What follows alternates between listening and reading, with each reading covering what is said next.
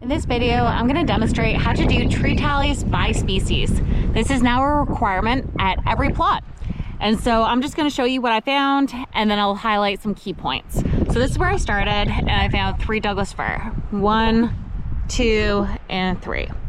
I then scanned this whole area, didn't find anything. The next tree is right here. It's a western red cedar. It's looking a little bit red. It's early spring though. It's doing just fine. If you flip it over, lovely green foliage. So I actually have 3 cedar right here. It's 1, 2, and then I have a smaller cedar right here. So this tree was clearly in a cone. It got knocked off, and then it got browsed down to about 15 centimeters. So this is where it's important to emphasize that the inventory is supposed to reflect everything. So big trees and small, good quality and poor quality, healthy and unhealthy.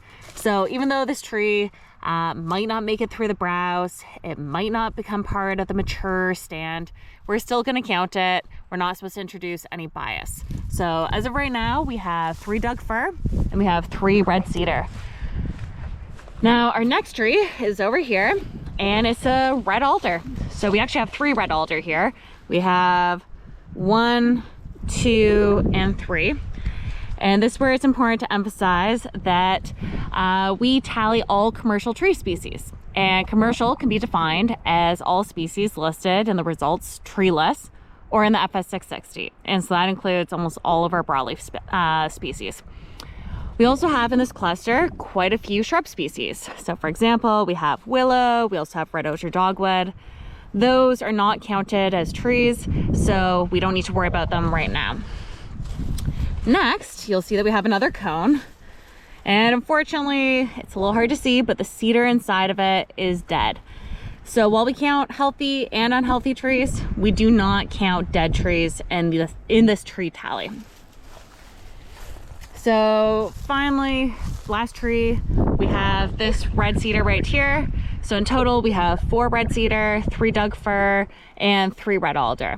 And their combined total will be used for inventory density, and the counts by species will be used for inventory species composition. The one other thing that I need to highlight, I just don't have any good examples here.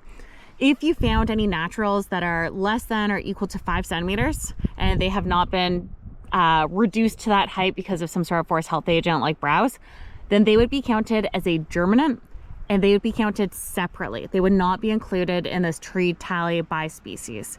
So you can just use something like your thumb to maybe gauge height. You don't have to be too exact, but germinants get excluded from these tree tallies.